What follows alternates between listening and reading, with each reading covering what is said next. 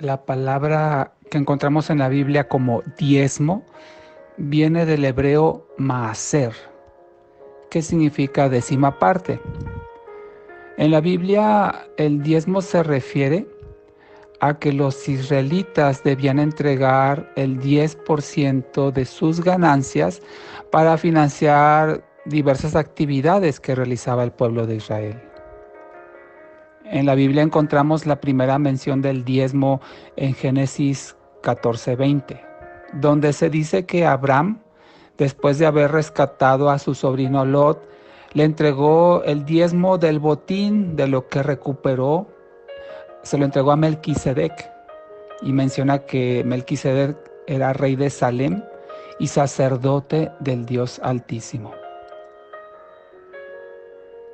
Después, la segunda mención del diezmo en la Biblia lo encontramos en Génesis 28, versículos 20 al 22, donde dice que Jacob le prometió a Dios darle el diezmo de todo lo que Dios le diera a Jacob.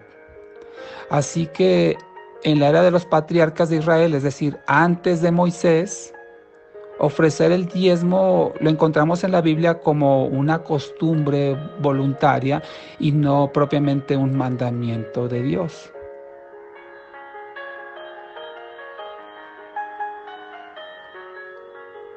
Tiempo después, y ya bajo la ley que Dios le dictó a Moisés, el diezmo fue establecido como un mandamiento que los israelitas debían guardar y cumplir. Por ejemplo, encontramos en Deuteronomio 14:22 la siguiente cita: sin falta darás el diezmo de todo el producto de tu semilla que el campo rinda año tras año. Y encontramos diversos pasajes en la Biblia que hablan acerca del diezmo como una obligación. Otro pasaje que habla de esto es Levítico 27, versículos 30 al 34. Podemos ver también en la Biblia que en los tiempos del Antiguo Testamento, ya bajo la ley de Moisés, existían principalmente 3 tipos de diezmo. Uno de ellos era para sostener a los servidores del tabernáculo, los que servían en el templo, los levitas y los sacerdotes. Podemos encontrar esta referencia en Números 18:21. Este tipo de diezmo era, digamos, una especie de pago por su servicio de los levitas y los sacerdotes en el tabernáculo.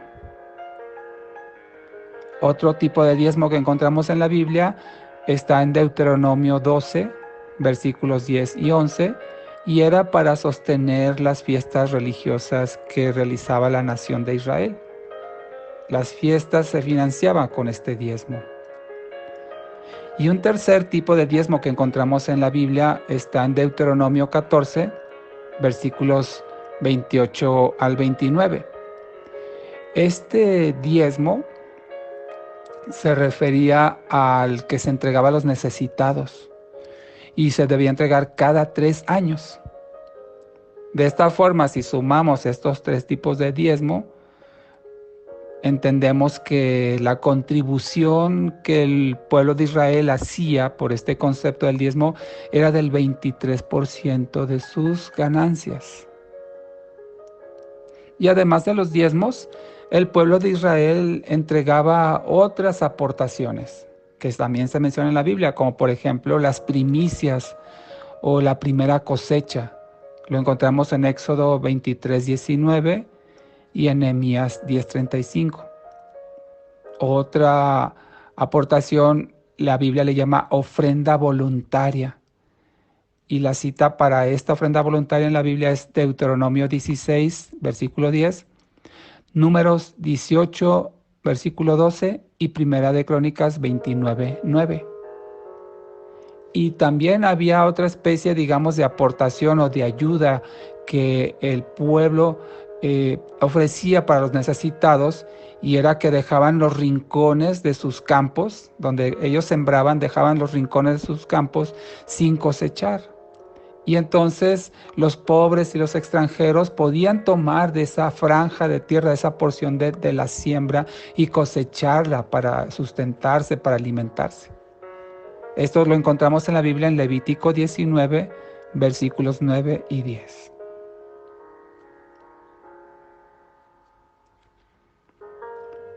Todos estos mandamientos que he citado los ordenó el Señor a Moisés para los hijos de Israel.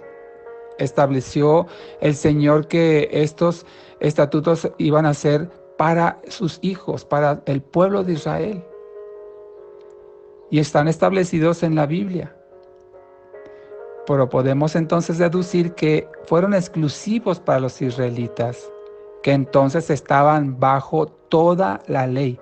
Y es importante resaltar esto, que estaban bajo toda la ley. Podemos ver que el diezmo en ese entonces era una especie de contribución que entregaba el pueblo al gobierno que estaba en ese momento, que era representado por los levitas y los sacerdotes. Pero también podemos entender que ese diezmo ya no aplica para el cristiano que no está bajo la ley, pero está bajo la gracia. Ya no aplica como una obligación. Por supuesto que nosotros como hijos de Dios, como cristianos, tenemos que ser solidarios con las necesidades, con el financiamiento de la iglesia local, pero ya no es una obligación entregar el 10%. Recordemos también que la ley de Moisés no solo tenía que ver con las aportaciones, como las he mencionado aquí, el diezmo y todas las otras, sino también que la ley de Moisés tenía que ver con los preceptos y mandamientos que son parte de las ceremonias religiosas, y también tenía que ver la ley de Moisés con los estatutos civiles y judiciales de la nación de Israel. Por ejemplo, esta ley de Moisés, además de hablar de los diezmos y los otros puntos que mencioné como contribución, también habla de las fiestas solemnes, habla de los procesos de purificación, dependiendo cada circunstancia, de las contaminaciones que el pueblo podía sufrir. Hablaba de los sacrificios, cuáles eran los sacrificios que tenían que hacer para la expiación de los pecados. Habla inclusive esta ley de los códigos de vestimenta, cómo se debían vestir, qué tipo de tela podían usar, las dietas también, qué podían comer, qué no podían comer. También habla la ley de Moisés acerca de los castigos para los infractores, para los delincuentes, y dependía de la circunstancia el castigo que tenía que sufrir la persona. También habla la ley de la reparación del daño. Si alguien sufría algún daño por causa de otra persona, cómo se podía reparar. Y muchos otros estatutos más. Por eso podemos ver que la ley de Moisés era una especie de reglamento, de ley general para el pueblo de Israel. Y es que es importante destacar que en los tiempos de Moisés, el tipo de gobierno de Israel era una teocracia. Esto significa que Dios gobernaba al pueblo por medio de los levitas. Por eso se le llama teocracia, porque era Dios gobernando a través de los levitas. Así que podemos ver que los diezmos en ese entonces para los israelitas era el equivalente a lo que hoy en nuestros días tenemos nosotros como contribución al gobierno a través de los impuestos, a través de la seguridad social con la que contribuimos al financiamiento de las operaciones de nuestro gobierno local. Ese era el equivalente que en ese entonces tenía el pueblo de Israel a través de los diezmos. Otro aspecto a destacar del diezmo es que era en productos, no era en dinero propiamente, era en especie más que en moneda. Así que la conclusión es que el diezmo bíblico que le fue impuesto a los israelitas y que se guardó bajo la ley de Moisés fue solo para ellos, para los que están bajo toda la ley, y no para los que ahora en Cristo estamos bajo la gracia de Dios. Hay quienes sostienen que el diezmo se debería seguir aplicando obligatoriamente en las iglesias cristianas y no es así, no hay fundamento bíblico para ello. Porque si quisieran aplicar el diezmo como obligación hoy en día, tendrían entonces que aplicar toda la ley como una obligación en los aspectos que ya mencioné y por supuesto que esa práctica no se realiza hoy en día.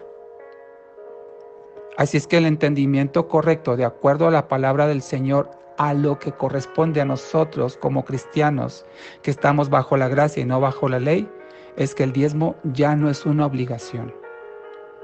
Sí existe la voluntad del cristiano de ofrendar, de contribuir, de ayudar en el financiamiento de las actividades de la iglesia local, pero ya no es el 10% como una obligación. Así es que el diezmo no aplica para los cristianos.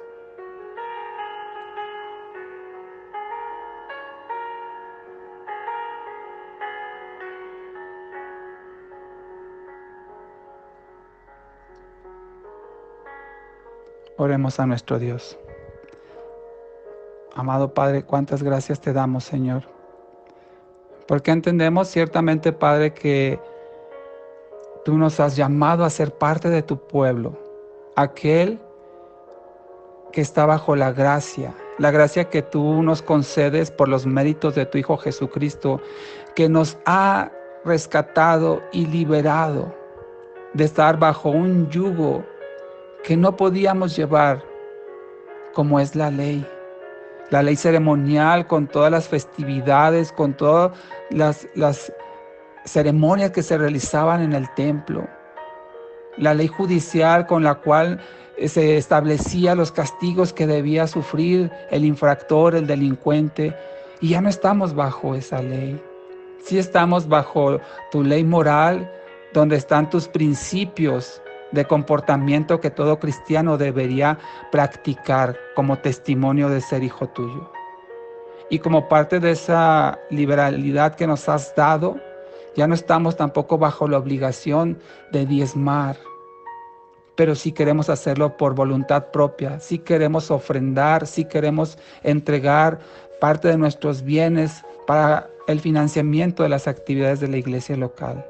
Ayúdanos a tener este entendimiento y practicarlo, Señor, en nuestra vida. Y no solamente para la iglesia local, sino también para el hambriento, el necesitado, el huérfano y la viuda, Padre. En Cristo Jesús te lo pedimos, Señor. Amén.